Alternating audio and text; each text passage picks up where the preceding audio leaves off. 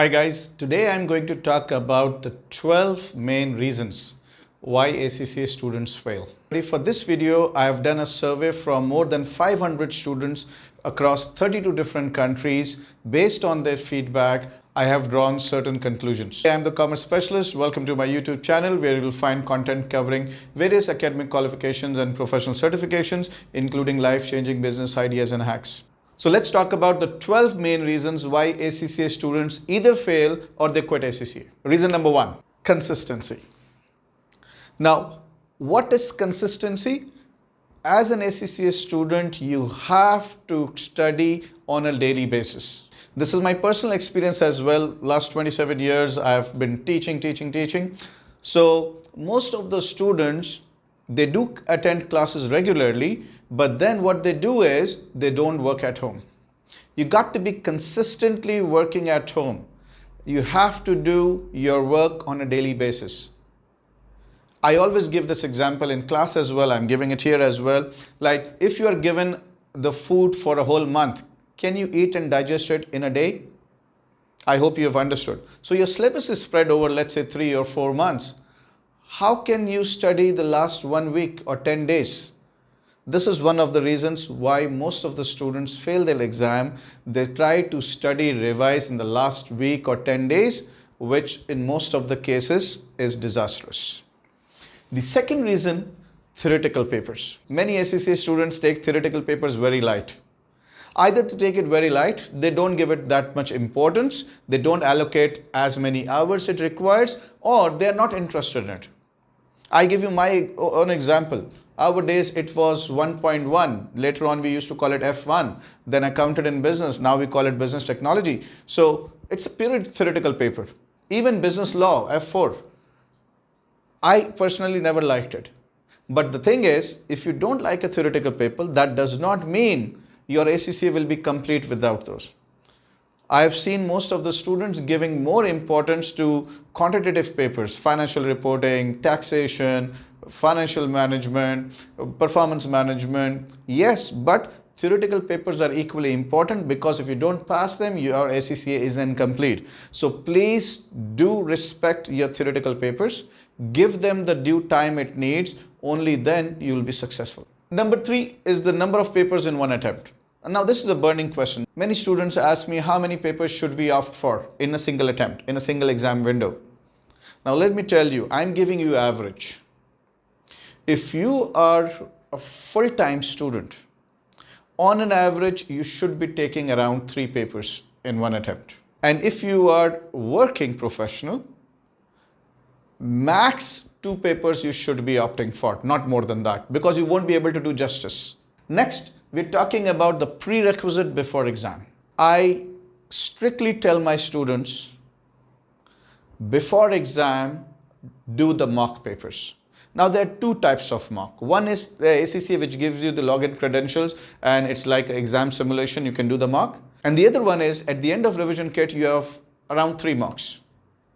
I tell my students, unless you score 70 plus in these mocks exam, don't even think of sitting in the exam. Because when you're doing mock, you are exposed to the exam situation, the exam scenario, the format of exam questions, so on and so forth.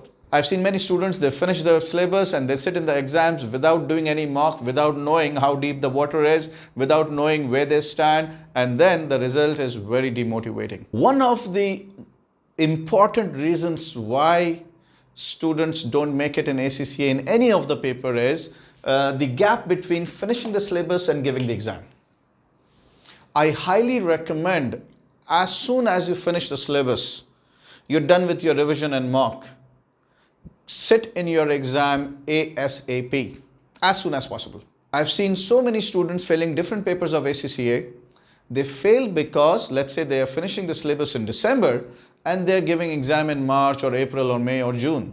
I mean, there's a huge gap. You have forgotten everything. There is a high probability of passing ACCA papers if there is a minimum gap between completing the syllabus and appearing in the exam.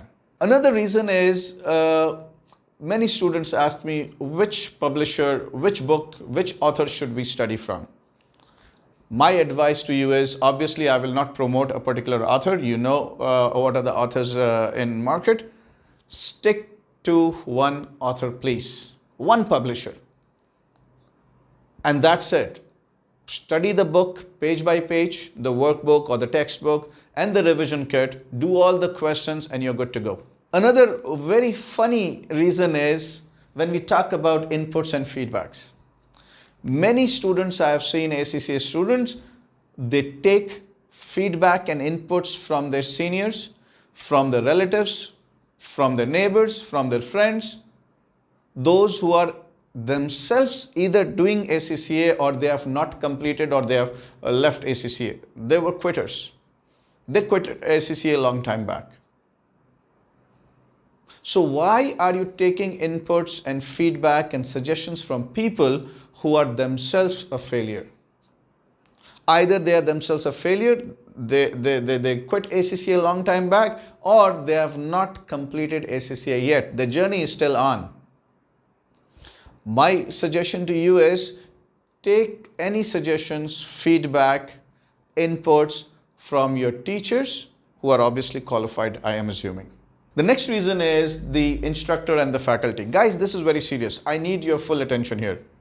First of all, let me tell you that my intention is not to degrade somebody or look down upon.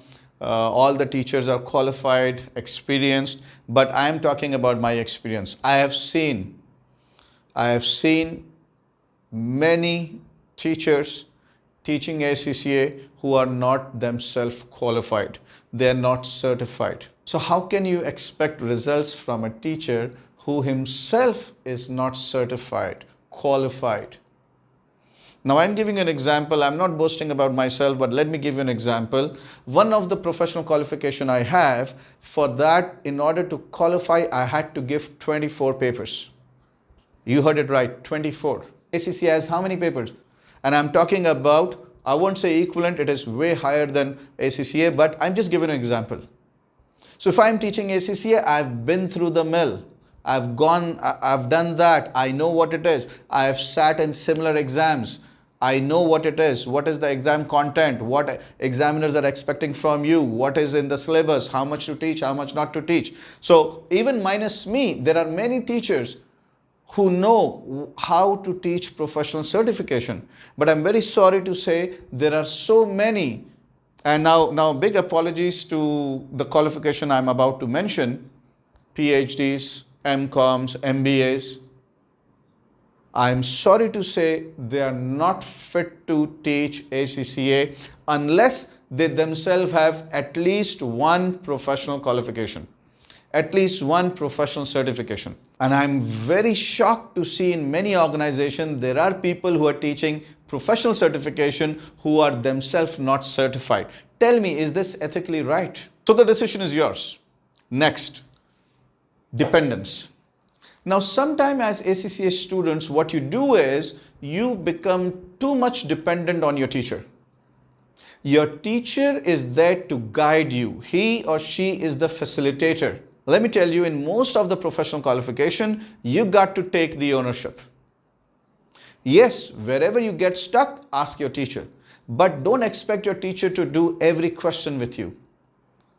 I give you my example. In my class, like if there are, let's say, 40 students, if I tell them do 2 questions for homework, revision kit questions, half of them will not do it. And there are few students, if I ask them to do 2, they will do 10 or 12 questions. They are the ones who make it to the exam. Because if you think that your teacher is going to do every question with you, I'm sorry, it is not practically possible. What can be done instead? You try those questions from the revision kit at home and discuss the difficult ones with your teacher. The next and the most, again, it's a funny one. When we're talking about when somebody who's teaching you for the first time faculties. Now let me tell you, ACCA is a professional certification. We all know that. It's about your career. It's about your future. How can you let somebody experiment on you and your future? For them, it will be an experience. They will get the experience. But what about you as the student? I am a very, very strong advocate in this area for teachers with relevant qualification, with relevant certification, with relevant experience. I am a strong advocate in this area. I always prefer and suggest that teachers who teach ACCA should have professional certification, any other professional qualification, appropriate teaching experience, not first timers, I'm sorry. Now you'll be thinking for many teachers it's the first time. Let me give you my own example. This is 1994. I was in my BCom final year and we were studying business law. Let me tell you the name of the college also. It was Government College of Commerce and Economics. The gentleman who was teaching us business law, that was his last year of retirement. And he was a big name. Because our teacher was retiring, another lecturer who had relevant qualification in law, while my teacher is standing like this and the students are there, he's teaching, the other lecturer has his desk over here, and while the teacher was teaching, he was making his notes. You know what he was doing? He was qualified, but not experienced. He was writing in chapter A how the teacher starts, what topics he discusses, in what detail, in what depth, what exercises, what case studies the teacher is discussing. So I saw 1 full year that gentleman who was a lecturer qualified with his head down taking notes how to teach. And when we graduated, the other BCom part 1, when they came to part 2 final year, we saw that gentleman teaching with a lot of confidence. This is what is required.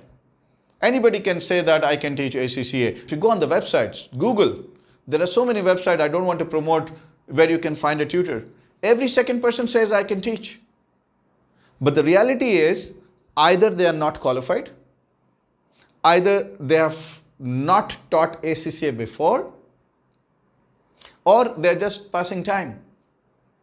Can you entrust your future, your career with those, I call them quacks, I'm sorry, but this is the right word. So please, it's your future, your career. Choose the right, competent, certified, experienced teacher to study with. Yes, I'm not talking about myself, minus me, I'm talking about so many around. Choose the right teacher, please. The next one is the RK. RK is revision kit. If you want to excel in any ACCA paper, as soon as your teacher completes a particular chapter, immediately try solving the revision kit questions of that chapter or relevant to that chapter. This is the approach I use. A chapter is completed, students are supposed to do the revision kit questions ASAP and post the difficult ones to the student and refer the difficult ones to the teacher. If you do this, your understanding will increase 3x. And ladies and gentlemen, the last one, I never wrote anything. If you want to pass ACCA papers, don't forget to subscribe and watch my videos. Many a times it happens that you miss a class. Or maybe the teacher explained something you could not understand. You're on leave, you're sick, you missed the topic. There is always a solution. Don't forget to subscribe to my channel. You will get topic-wise videos on most of the ACCA papers. So guys, I hope you will keep these 12 reasons in mind. If you like this video, please share it with a dear and near ones so that others can also benefit. Thank you so very much for your precious time.